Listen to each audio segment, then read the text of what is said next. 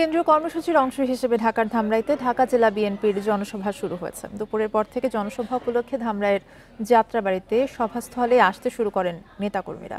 ইতিমধ্যে হাজার হাজার নেতাকর্মী সভাস্থলে এসে পৌঁছান। সমাবেশকে ঘিরে সকাল থেকে সভাস্থলে আসতে শুরু করেন নেতাকর্মীরা। দুপুরে স্লোগানে মুখরিত হয়ে ওঠে পুরো ধামরাই পৌর শহর।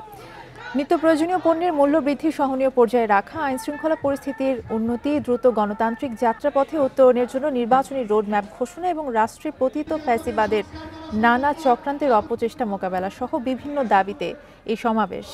সভায় প্রধান অতিথি থাকবেন বিএনপির মহাসচিব মির্জা ফখরুল ইসলাম আলমগীর।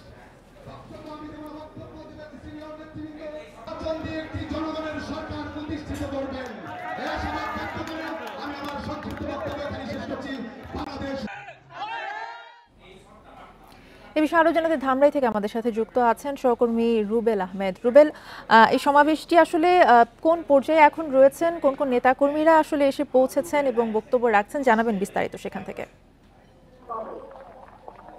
দেখুন, কেন্দ্রীয় কর্মসূচির অংশ হিসেবে ঢাকা জেলা বিএনপির আয়োজিত জনসভা কিন্তু ঢাকার যে ধামরাই যাত্রাবাড়ি সেখানে কিন্তু দুপুরের পর থেকে আমরা দেখতে পেয়েছি যে হাজার হাজার কর্মী রয়েছে ঢাকা জেলার, তারা কিন্তু সভা স্থলে এসে উপস্থিত হয়েছেন। সেই যাত্রাবাড়ি মাঠ ছাড়িয়ে নেতাকর্মীদের দল কিন্তু আশেপাশে যে রাস্তাঘাট রয়েছে সেখানে কিন্তু ছড়িয়ে পড়েছে। কিছু সময় আগে এই সভা স্থলের যিনি প্রধান অতিথি বিএনপির মহাসচিব মির্জা ফখরুল ইসলাম আলমগীর, তিনি কিন্তু এই সভাস্থলে উপস্থিত হয়েছেন। তিনি কিন্তু প্রধান অতিথি হিসেবে এই সভাস্থলে নেতা কর্মীদের উদ্দেশ্যে এবং দেশবাসীর উদ্দেশ্যে তিনি কিন্তু বক্তব্য রাখবেন। তিনি কিন্তু নেতা কর্মীদের দিক নির্দেশনামূলক বিভিন্ন কথা বলবেন বলে আমরা জানতে পেরেছি। এর আগে মির্জা ফখরুল ইসলাম আলমগীর সভাস্থলে পৌঁছানোর আগে আমরা দেখতে পেয়েছি ঢাকা জেলার যারা শীর্ষস্থানীয় নেতৃবৃন্দ রয়েছেন, দায়িত্বশীল পদে যারা রয়েছেন নেতাকর্মী, তারা কিন্তু এই জনসভায় কিন্তু তারা সবাই সংক্ষিপ্ত আকারে কিন্তু বক্তব্য রেখেছেন।